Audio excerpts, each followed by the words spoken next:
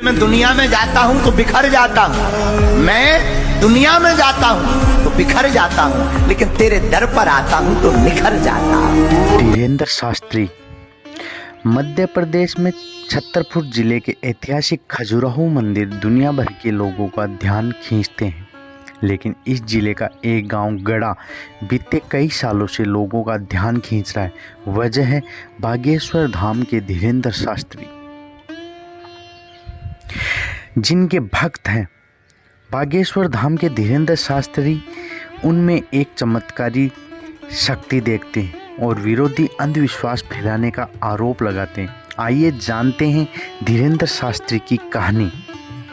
गड़ा में राम कृपाल और सरोज के घर साल 1996 में धीरेंद्र शास्त्री पैदा हुए।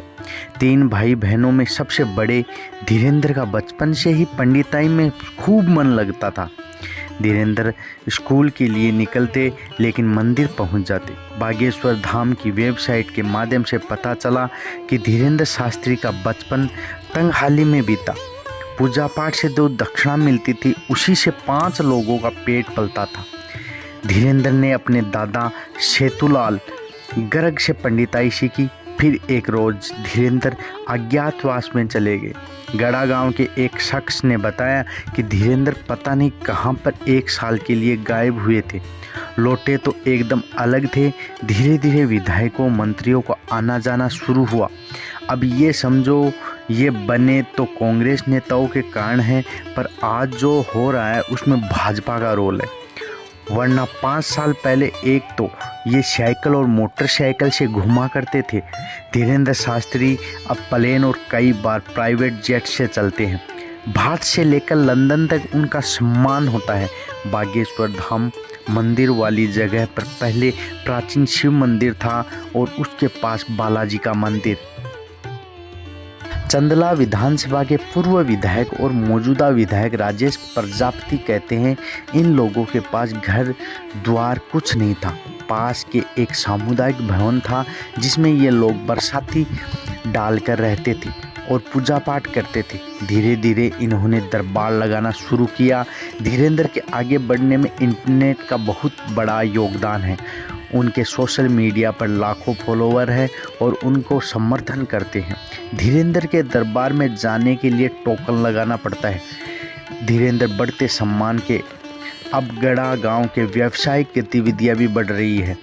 यह ऐसा इलाका है जहां आज भी अंधविश्वास है। 5 रुपए के लॉकेट को 5000 तो कभी 51,000 में दे दिया जाता है।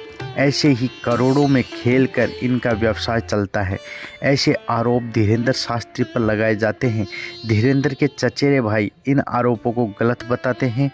धीरेंद्र के समर्थकों में स्थानीय नेताओं के अलावा महाराष्ट्र के डिप्टी सीएम फडणवीस, मध्य प्रदेश के गृह मंत्री नरोत्तम मिश्रा और नितिन गडकरी जैसे नेता भी शामिल है। अंधविश्वास फैलाने के आरोप हाल ही में तब और बढ़ गए जब अंधश्रद्धा उन्मूलन समिति के श्याम मानव ने धीरेंद्र शास्त्री को उनके चुने हुए लोगों के बीच चमत्कार दिखाने की चुनौती दी थी। इसके बाद धीरेंद्र के कार्यक्रम वक्त से पहले रद्द करने और मीडिया में खबरों में आने का सिलसिला शुरू हो गया। अपनी सभा में धीरेंद्र शास्त्री भूत प्रेतों को निकालने का दावा करते हैं और वो मंच से बुदबुदाते हुए फूंक मारते हैं। धीरेंद्र कहते हैं ये मैं नहीं कर रहा हूँ, बालाजी की कृपा है।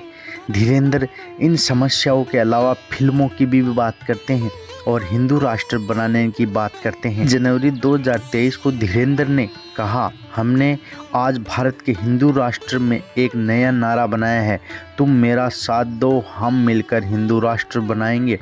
मई 2022 में धीरेंद्र शास्त्री का एक वीडियो वायरल हुआ। वीडियो में एक शख्स धीरेंद्र के पैर छूते हुए दिखता है और धीरेंद्र उसे रोकते हैं और कहते हैं छूना नहीं, हमें अछूत आदमी है। बाद में उन्होंने कहा वे ऐसा इसलिए कहते हैं क्योंकि उनके पास बालाजी की गदा रहती है और वो सब में राम देखते हैं। ऐसे में किसी का पैर छूना उनको सही नहीं लगता। इसके अलावा भी धीरेंद्र के कुछ बयान चर्चा में रहे हैं, जैसे सरकार कब तक गिराएगी, बुलडोजर से हिंदुओं को गिराना होगा। शायद आप सोच रहे होंगे कि धीरेंद्र असल में क्या इस सवाल में कई जवाब है? धीरेन्द्र कहते हैं, हम कुछ नहीं कर रहे, बालाजी कर रहे हैं। श्रद्धालुओं से पूछोगे तो जवाब मिलेगा चमत्कार है। विज्ञान, मनोविज्ञान और जादूगरों से पूछोगे तो उत्तर मिलेगा यह कला होती है जिसका नाम है मेंटलिज्म, जिसे माइंड रीडिंग या दिमाग को पढ़ना भी कहते हैं। इस कला को जानने वाला इंसान सामने वाले के भाव के आधार पर किसी के भी दिमाग को पढ़ सकता है। इसी कला की एक कलाकार सुहानी साहब भी कहती है कि जादू के अंदर कई हुनर होते हैं, मेंटलिज्म भी उसी में से एक है। मैं 32 साल की हूँ और 7 साल की उम्र से ही इस ट्रिक को कर रही हूँ।